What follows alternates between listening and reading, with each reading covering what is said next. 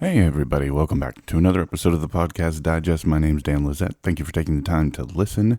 And this week's show is very special to me. This was an interview that I looked forward to a great deal.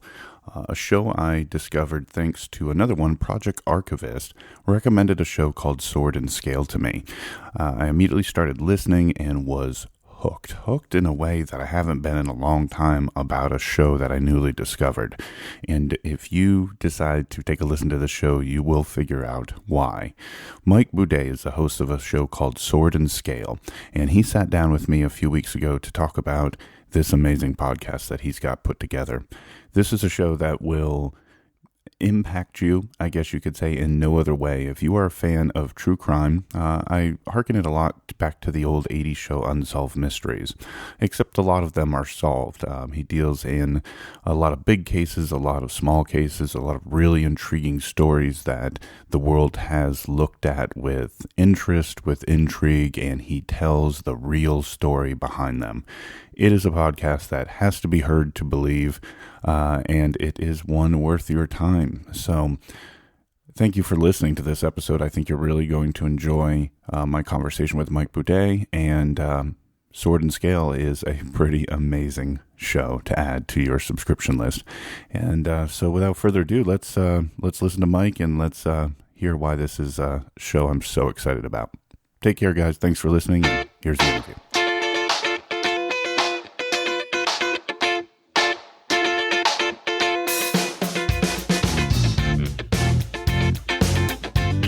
And folks, welcome back to another episode of the Podcast Digest. My name's Dan Lizette, and as I mentioned up front, I'm really excited to have the guest this week that I've got. Mike Boudet from Sword and Scale is joining me this week to talk about his phenomenal podcast, Sword and Scale. Mike, welcome to the Podcast Digest. Thanks very much, Dan. Well, I thank you for joining me, and I'm not exactly sure, as I often am not, on exactly how I found your show, but when I did, I reached out to you, and I remember telling you originally I'd only heard 3 of them, and was immediately sucked into what it is that you're doing. For anyone that's not familiar with Sword and Scale, can you tell them a little bit about what it is that you're doing? Sure. Sword and Scale is a true crime podcast. It's an immersive podcast where we try to put the listener in the story. We do that through a variety of tricks, I guess you would say, such as sound effects, ambient music, narration, and we really try to wrap up the listener in the story. We also feature clips from people that were involved, witnesses, victims, sometimes the actual perpetrators, and basically make it almost like you're in a movie. I think that's a great parallel there as well. And one of the things that I felt was it's a delivery vehicle, and maybe you feel the same way, Mike, in the form of a podcast that I'd never heard before. I wouldn't call myself necessarily a true crime junkie, but definitely a fan. And, I remember growing up in the 80s watching Unsolved Mysteries and reading a lot of nonfiction books I remember reading a book on the Green River Killer and so on and so forth. But the way that you've packaged everything together and what you can do in the podcast genre allows for a completely different experience. Is that something you found through these first couple of years? Well, yeah. I think when people get sucked into the podcast and they become fans and they've listened to a few shows, they'll tell me something like, oh, you should be making movies, or you should be making documentaries, or you should be writing a book.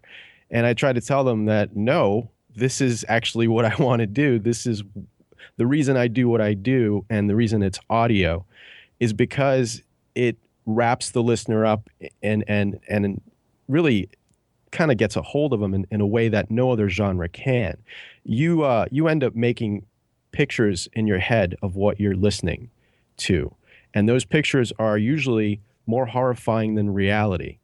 So that's what's really interesting about audio and audio podcasting. You can, if you have the right set of tools, you can grab that listener and you can manipulate their feelings in such a way where you can get them to experience the story the way that you want them to. Completely agreed. And let's go back, Mike. Let's go back to the beginning. I believe you launched, from looking at your website, January 1st, 2014?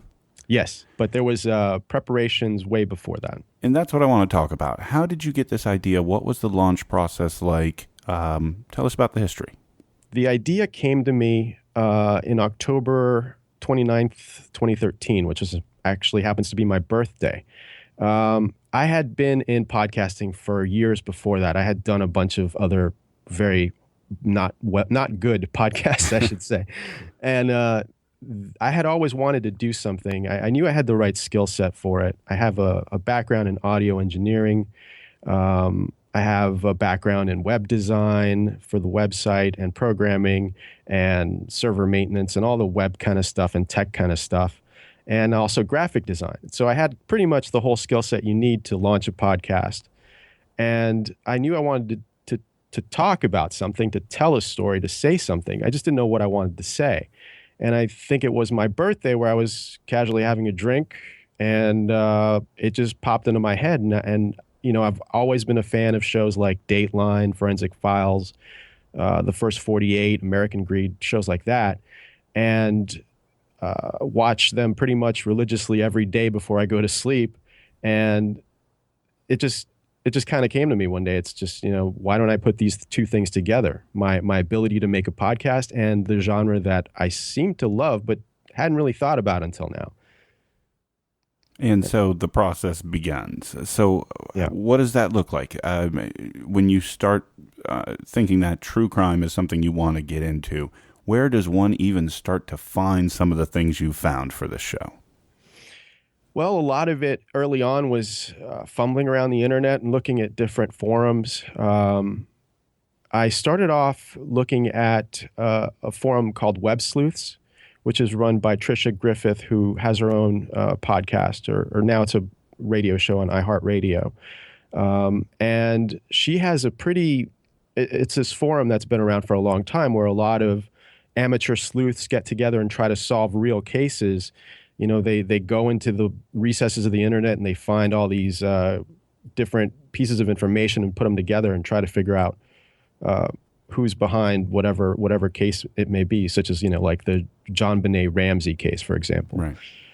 And I got sucked into that, and I started reading through there, and I found this one case which just fascinated me. And that's the story that I tell in, is it episodes 10 and 11, I think, which is about a mom whose daughter has committed suicide, but she refuses to believe it's suicide. And she makes up this elaborate story about a neighbor boy murdering her daughter. Right. Yeah, I think that was 10 and 11. Before we joined together today, you'd sent me over a list of episodes to kind of peruse through to get a real good idea. And I believe those were two of them, 10 and 11. And again, that was an amazing story. And folks, that everything that I've heard so far from Sword and Scale, every episode is an absolutely amazing story. It's one of these ones where I would call this active listening, right? This is not something you necessarily have on in the background while you're doing something else. This is one you really want to focus in on, and I think you'll end up doing that naturally if you listen to this. But that was a couple of episodes that were really intriguing and caused me to start Googling. And you're exhaustive in your show notes and references and sources for this is a big deal for you, right? Yeah, I think it's important. I think a lot of the people that are into this genre really want to go and do their own research after listening to an episode. So yeah, I include everything I've used. I try to include everything I've used on the website so you can go find it for yourself and do your own research. Yeah, and I've clicked through a lot in the show notes in terms of looking at some of these articles. And you brought up 10 and 11, and that was actually one question that I had for you. So I want to hop right to that now. On so many of these episodes you've released, a lot of them do feature fairly recent events, last 5 or 10 years in a lot of cases, although that's not exclusive. You're kind of all over the timeline, if you will. But on those ones, especially in the more recent events, what's the feedback been, especially from those maybe involved or affected by the story in it? Because I believe from reading that was one where something happened in terms of that, right? Yeah. So it's tough to say what is happening because there's a group of websites which are anonymously owned or they're on anonymous blog networks, and there's no contact information. They're basically whoever's behind them, you don't really know who it is, but you get a pretty good idea when you start reading through that it's Tony Ingram and the people behind the people that support her, which is a very small group. And yeah, they basically, whenever anything new comes out, they attack the person that's saying anything negative about them. And so, I think just recently they posted something else about me, which just, when you read it, it just sounds like a crazy person. So you just kind of have to dismiss that sort of stuff and then just get past it. But for the most, I was going to say, has that come up in any other episodes where affected parties have reached out to you? Not really. I mean, for the most part, I tell a lot of stories where the case has been completely solved and there's a jury decision and whoever it is in jail. So there's really not a lot of questions in a lot of the stories that I tell. There's only a few exceptions to that. So not really, no. Right. The audio that you used, that was one of the things that stood out to me immediately. And I imagine this was a conscious decision, right? Actual interviews, actual news reports, things of that nature. How do you go about running this stuff down? Well, a lot of it, you just have to go find the local news outlet that's in that town, and they'll usually have a plethora of information about whatever case it is. Usually the national coverage isn't very good, so you have to go local. And then when you find that starts to create the story that you want to tell, basically. Yeah, it's a tough thing to break down how I'm able to go through and find the information. It's kind of a rabbit hole. You start in one end, and there's really no specific place you start. You just kind of stumble upon a story. And nowadays I do so by, being on a bunch of Facebook groups that cover true crime cases and Reddit subreddits and things like that, where I'll find the sort of the first entry into the rabbit hole. And then from there, you start searching names of people involved. You start looking at the local news coverage. You start going into if there's police reports or, if somebody's been indicted or something, there's usually public information about the indictment. You go into that and you start painting a picture, and, 30 hours later, you probably have a story. Hopefully you have a story. So I can only imagine what your Google search history looks like, Mike. I'm pretty sure I'm on somebody's watch list right now. There's got to be watch lists out there that are like, wow, look at all the stuff this guy's searching for. Yeah, NSA is definitely on my tail. Well, hopefully they'll start listening to the show and they'll say, oh, okay, that's why he's searching for all these things. Right. But going through all this process and this assembly and the massive amount of work I'm sure each episode takes, has there ever, or do you feel like there has been any type of impact on you, for lack of better terminology? Because some of these stories are so dark, are so twisted, for lack of a better term. Do you ever look at this and just be like, oh, God, that type of thing? Yeah, absolutely. I think that it definitely has affected me. I can't say it hasn't. Especially the amount of time I spend on these stories. There's got to be a way to be able to balance that. I haven't figured it out yet. I'm still kind of dealing with it as best I can. But yeah, some of these stories are horribly dark. And the, what I say at the beginning of each show, which is the worst monsters are real, that's something that, you kind of start to believe, and you start to look at everyone as, is this guy a serial killer? Is this guy going to kill me when I turn around? And that gets into your subconscious, and you can't get out of that. So yeah, I'm trying to figure it out. I'll let you know when I have an answer. I had to ask, because just from listening to, and I think I've only been through not even a third of your catalog, with intentions on working through the rest, although I have binge listened to a lot this week, and I probably need a slight breather for that exact reason. But it has that impact. I mentioned earlier how I say this is an active listening type show, because it will just suck you in. And so far at the time of our recording, and there'll be maybe another one or two at the time, but you're 47 in at the time of our recording. Is there any particular one that really stood out to you as either one that you were the most pleased with how it came out, the final product, a couple of them that you were just really happy with sort of the payoff on the end? I think that without a doubt, episode 20 is sort of the benchmark of the show.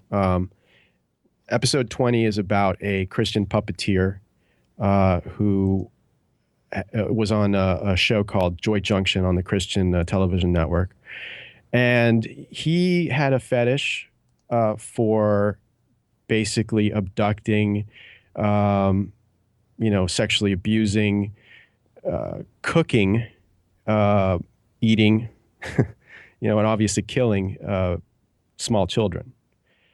And he had this fetish, and he went online to, I think it was an AOL message board or a Yahoo message board or a forum or whatever, and was, basically talking to somebody else about tips on how to best abduct a child and kill them and cook them. And this story was fascinating to me, obviously, because it's so horrific, but it was hard to tell because the majority of the story was within this chat log, within this Yahoo chat log, and there wasn't a lot of other information or clips or anything else that I could fill in to tell the story. So the chat log itself was absolutely shocking, and I needed to do it, but I didn't want it to be just me reading a chat log. I thought that would be really boring. So I figured out that if I used computer-generated voices to tell the story and I used some ambient sound effects, I could make that one of the creepiest things anyone's ever heard. Yeah. And it is amazingly creepy because the voices don't have emotion behind them. They're saying these awful, awful things, and there's no emotion whatsoever. So that's one of those shows that really grips people because of that reason. Yeah, and those were a couple that was one of the episodes that I listened to as well, and that one with those voices, it was right on that edge that, as I've been saying, you really have to pay attention, especially with those voices, to hear it, and when you do, and then you hear it, you're like, oh. I was listening to that one actually a few days ago on a lunch break in my car, ran out to get lunch, and I came back, and that was right when I parked the car and I was eating my lunch, getting ready to go back into my office. That's when the chat log portion had started up, and I was just like, are you kidding me? I'm like, there's no way I can have this phone on my office desk listening to this. Yeah, you start looking around going, is anybody hearing this? Yes, it's like, this is a headphone episode right here. I actually, after that episode, I had one of those moments right after I finished recording and mixing it where I was like, am I going to get in trouble for this? even though I'm just reporting something, I just thought, this is really, really bad.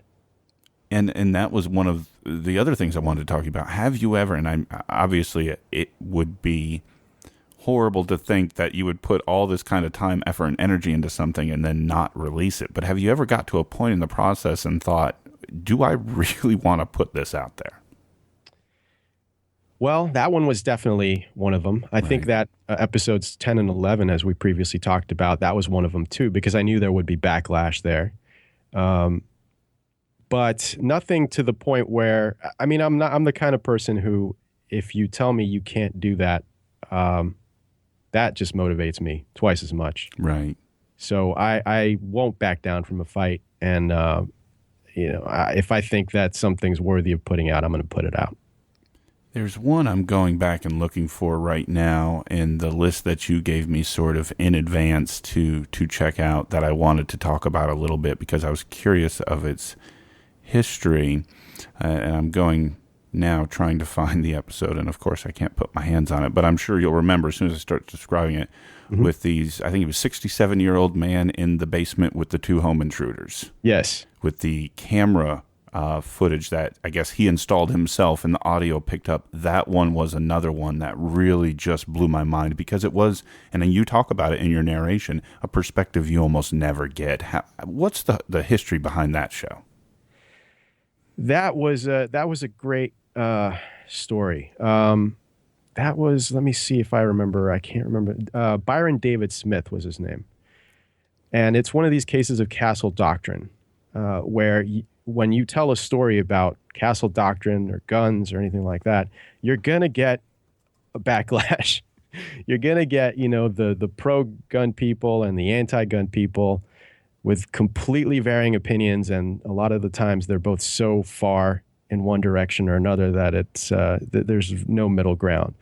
That story was about a guy who, I guess he was a retired vet. He lived by himself. He was kind of a hermit. And apparently he thought these kids kept breaking into his house and taking things. And there were some neighbor kids.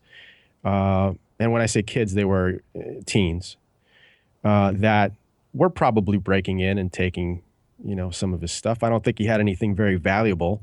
Right. I think one of the things he said they took was his army jacket. Right. And one day he decides he's going to set up a trap, and he takes his car and he parks it a block away. I think he tells somebody that he's going to be out that day.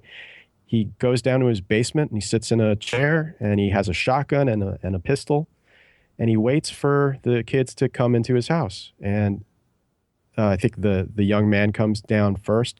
He's sitting in the basement. He comes down the basement stairs. He shoots him several times and then drags his body away from the stairs so that if somebody else comes down, they won't get scared and run away. So he can shoot them too. And then the next person that comes down is a young lady.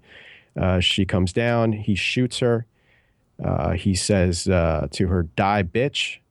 And then I think there's a period of time where he waits to inform the police that there's 2 dead bodies in his basement. Meanwhile, his security system has recorded this entire event, and the audio from it is what we play on the show, which is absolutely chilling. There's no other way to describe it. If you come away from that episode thinking that this guy's some sort of hero for protecting his home this way by shooting 2 unarmed teens in his basement and sort of entrapping them, then I think you're kind of nuts. Yes, I would completely agree. And I think your show notes reflected something like that, even if you're a huge Second Amendment person or what have you, you've got to really look at this one a little differently when you hear this guy. Yeah, and believe it or not, some people don't. Some people do think that he was in his right, and they defend his actions, which is completely insane to me and just goes to show that the worst monsters are really real. Yeah, absolutely. And that was definitely one of the episodes. I mean, all of them that, like I said, about a third of the way through the catalog, all of them have been wildly intriguing. But that one in particular, I know for me I think it was because it was the audio from literally while it was happening, moments before and after, to hear, I guess you could say, the inner monologue of a psychotic is something you almost never hear. And that was really intriguing. Yeah, he's talking to himself the whole time. He's talking to himself while he's waiting for them. He's talking to himself while he's killing them and hiding their bodies. So I'm getting chills just thinking about it. I'm with you. Well, let's lighten it up a little bit. I want to talk about another important element of Sword and Scale, and you give it just attention in your web pages and your notes and people I've seen in comments have been big fans of, and that's the music. The music is a big part of Sword and Scales. Can you tell folks why that is? What was the plan in doing that? What's the process like getting a hold of this music? Just about that element. Yeah, well, the music, so I first started podcasting a while back, and one of the podcasts that I really enjoyed was called Mysterious Universe. And that's a show about sort of things that are a little out there, like, UFOs and Yetis and things like that. It's put together by a couple of Australian guys, and they have some incredible music tastes, and they tend to do a lot of kind of the same sort of downbeat sort of music that I include. I started getting into that music way back then, and I knew I wanted to use that sort of music because it really it doesn't take center focus. It's something that can set the mood without having to be too in your face. A lot of these true crime shows or shows that deal with this, topics of horror or whatever, they like to play the metal, death metal music, and it's just a little cliche, and I didn't want to do anything cliche. I mean, if you go to speaking of that, if you go to the website and you look at the website, it's not what you would expect. It's not black with red lettering and with blood stains on it, and I wanted to make it non-cliche and a little artistic. So yeah, the music is selected very carefully. I spend a lot of time looking into it. A lot of the stuff I find on SoundCloud, or I find on Hype. What is it? Hype FM? I can't remember the name of the website, but there's a lot of cool sites you could find. Some of the newest stuff, and a lot of the stuff we play is pretty new. It's been released within the last year, and it's usually artists that nobody's heard of on indie labels. So I set a lot of time aside to pick the music, and what I'll do is I'll go through listening to clips for several hours, and I'll find ones that I think would fit in different parts of the show. The type of music we play for the intro is very different usually than the type of music we play as the show goes on, like some of the background stuff. And then the outro music has to have a certain punchiness to it, but not too much. If we've just told a very dark story, it can't just be all happy all of a sudden. That would be weird. Yeah, we can't just play dance music after we've talked about a murder. So yeah, it's a process, but usually I go ahead and select everything, put it in folders, labeling kind of where I think it fits most appropriately. And then when I'm doing a show, I can just pull from those resources and find just the right track for each episode. Well, it's certainly a wonderful addition, and it rounds out the full-on production process that you've got. It is as professional sounding a production as anything else you're going to hear out there, folks. I mean, up there with those NPRs and those Radiotopias and all of those. It is a very well done production, and so kudos to you for that, Mike. I understand from looking at the website you've got a couple other people who contribute as well, correct? There's one other person right now, which is, well, there's a few other, but Heather Sufton kind of posts the articles that go online, because we do articles as well as the podcast. Within the week, we do about five articles a week, and she goes ahead and posts them. But we do have a couple of other writers that they basically, I pay them to write articles for the show. And they're pretty good. So most of the podcast itself is just you. All of it is just me. All of the podcast itself. Well, you mentioned it a minute ago, but I want to dive in a little bit longer. What kind of time we're looking at? What's kind of the arc of an understanding? There's some deviation episode to episode, but generally speaking, what kind of effort are we looking at here? At first, it was a lot more. It was more like 50 hours per episode. But I started back in October 2013, so I had a lot of time to put a lot of things in the can before I launched the show. Right. Nowadays, it takes between 20 to 30 hours per episode.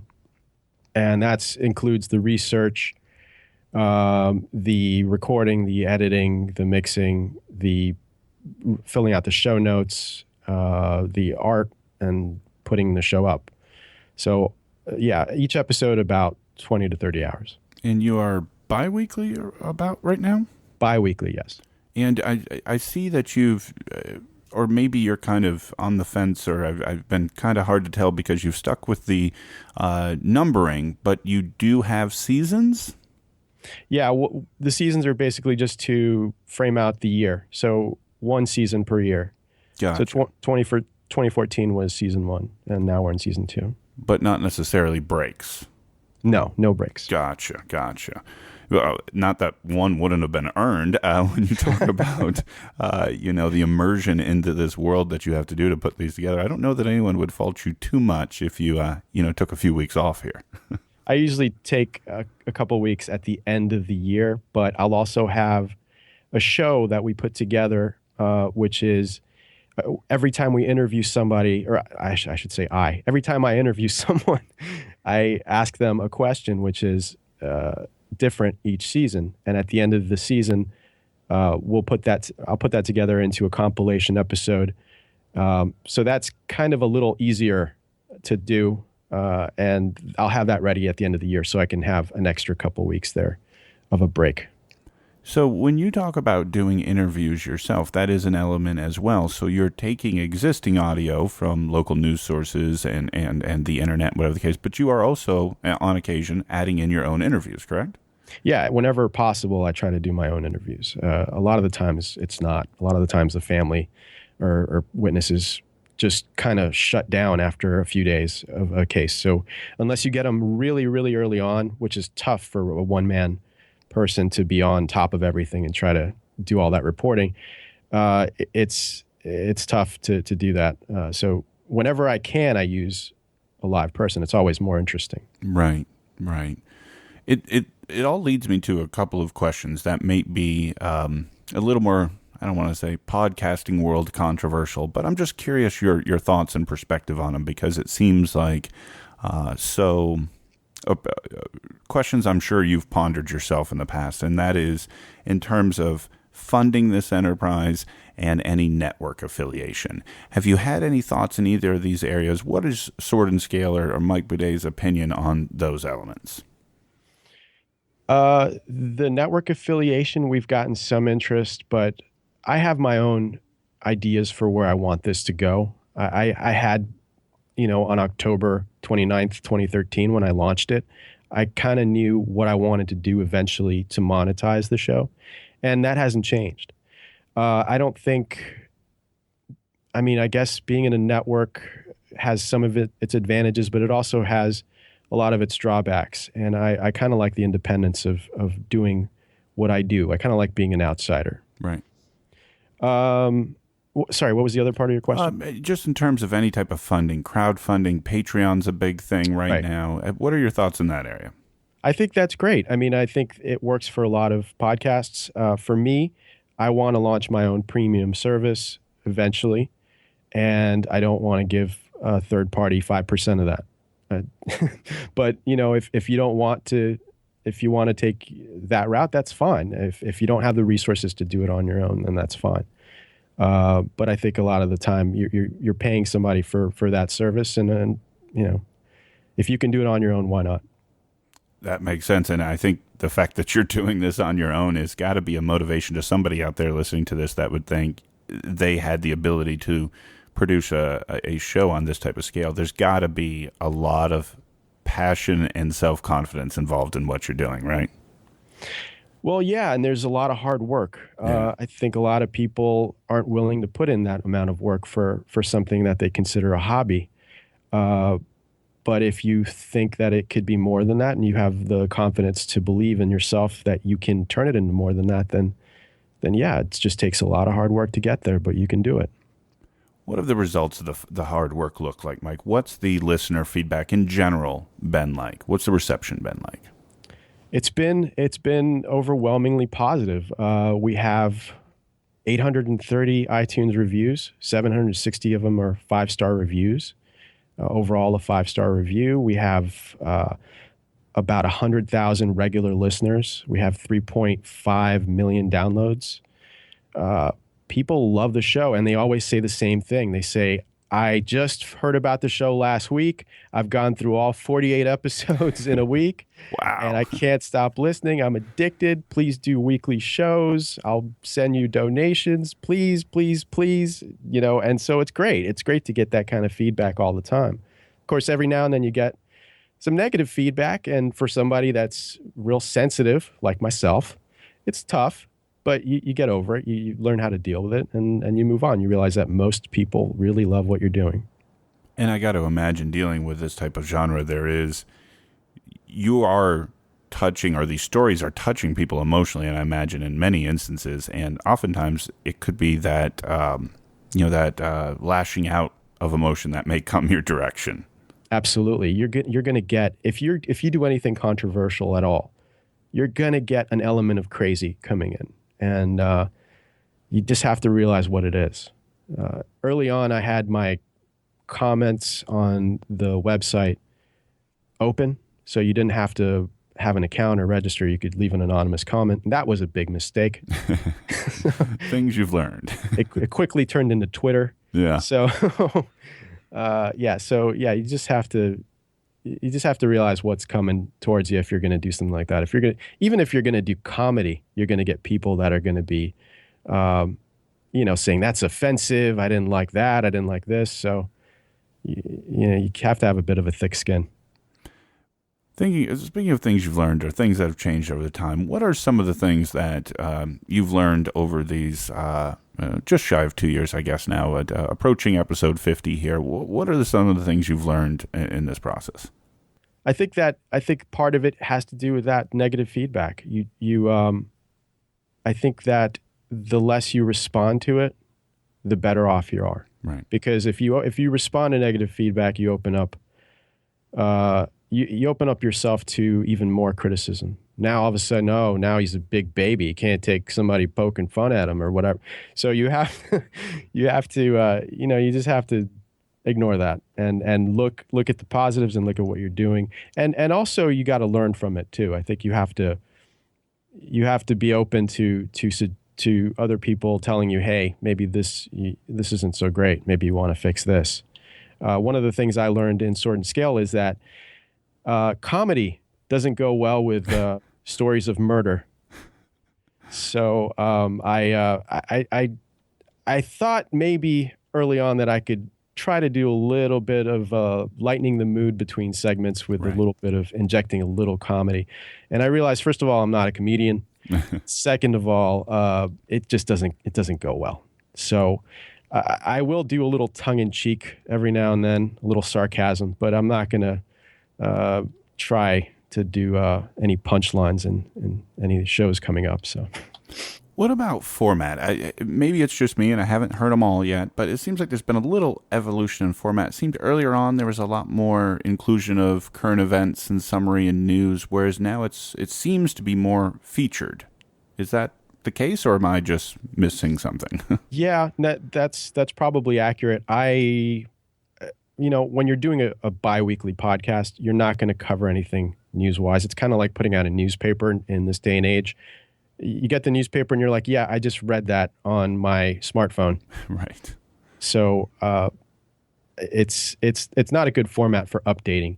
We will go through some cases that are high profile and kind of fill in what's happened. And usually when we do that, we're including stuff that isn't in the broad media. We're including little tidbits of information that are unique, that are different, that tell a different picture than what you've been seeing on CNN or whatnot. But for the most part, I think that people listen to Sword and Scale because they want to hear that amazing story or those amazing stories. So the format has kind of evolved into either one story per episode or two stories within one episode, or sometimes we'll do a two-parter if it's a very long, a long story with a lot of moving parts, then we'll make it a two-parter. But that's pretty much the format that we've kind of settled on because it just makes more sense and it seems to be what people want to hear. Yeah, and I remember the ones that you did include two stories. It was almost like a bonus. It's like, oh, there's another one in the same episode. This is great. But I can imagine that's only just that much more work to do that.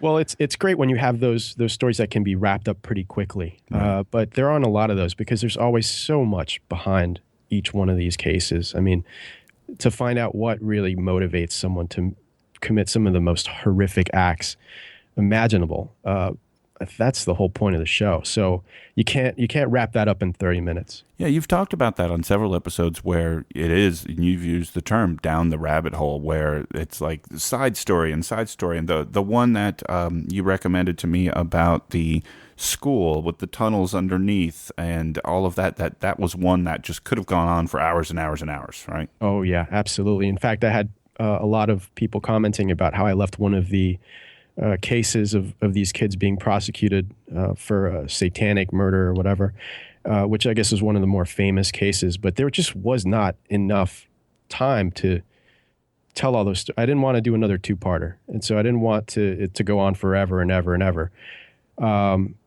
So I found a way to tell that where what hadn't been told that way before. I think that story, usually when it's told in a certain way, and we included a lot of other pieces like the police informant. And the police informant's relationship with the DA. Yeah, that was crazy, that phone conversation. That's the type of thing that you're delivering in Sword and Scale that I was sort of referring to off the top. You don't see that almost anywhere else. Hearing that phone conversation was amazing. Yeah, and that conversation goes on a lot longer, and I cut all kinds of things out, which hurt to cut out because I was like, this is so great. This is such great stuff. But yeah, it's that whole incredible story spans several decades, and that sort of thing is still happening today. Right. Satanic panic is still happening in this day and age. So yeah, and you covered a number of different stories in that. That was that a two-parter, if I remember correctly? No, the one before it was a two-parter. But the Satanic Panic one, though, you had, I think, 3 different stories inside of it. Correct. Yes. Yeah. Yes, that's right. Maybe that's why I was thinking it was in parts, because I remember the different elements of that story. Yeah, and that was one of the more recent ones at the time of the recording here, and just another great episode that you're putting out there. We touched on it a little bit before, but I just want to explore it a little bit more, Mike, on the future. Obviously, we've got the bi-weekly podcast, we've got the website, and the website is great, folks, swordandscale.com. Link will be in the show notes as well. Very well organized to get either just to the podcast episodes or to see a lot of the articles that are written. And sort of, I love the FAQ section, which answers a lot of the things like, that you probably got all the time prior to putting that up. But what about the future? What about the future? Future plans, goals, not to give out any secrets or anything, but anything kind of generally that you'd like to do. You mentioned a premium offering. Yeah, I think that's coming up at some point in the future. It's going to be a while away. I'm in marketing, so there's a formula to figure out. If you have this many free listeners, this many people will actually pay for it. And so I'm trying to wait till I get to the right point where I can not only be able to pay my mortgage, but be able to hire somebody to help, because I don't want to work for the rest of my life. Right. I need to get to that point of critical mass where I can all of a sudden be able to flip the switch and say, okay, now there's a premium service. And what the premium service would probably look like would be a weekly show, a slightly longer weekly show, and a higher quality. And there would be other perks involved there too, which I'm still trying to flesh out. But there will always be a free version of the show, which will probably be bi-weekly, going on into the future. And that's kind of the basic idea right now. Again, nothing's in stone right now. But anything else in terms of other mediums at all? Any YouTube presence? Any other web series? I know you've talked about podcasts being the ideal, but any other thoughts in any of those other arenas at all?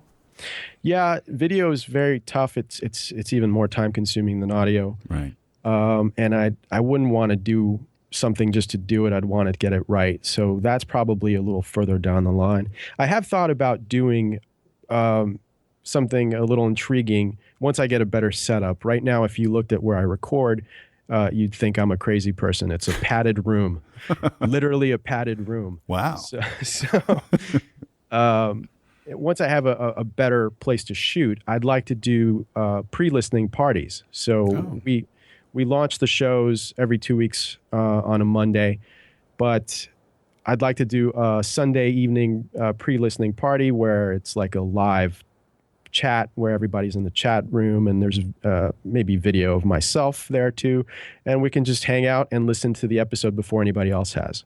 Oh, that's a great idea. That would be really cool. That would be great to see as well. There's so many different things I think that you can do here, and obviously there is no end of material, I would imagine. I imagine finding stories, at least ideas, isn't that difficult. I guess fleshing out an episode might be sometimes a bigger challenge, but unfortunately in this sad, sick world we're in, there's probably no shortage of cases to cover. I think I did the math, and it was I might get this wrong, but it was 3,400 murders a day. So yeah, I'll never run out of stories. No.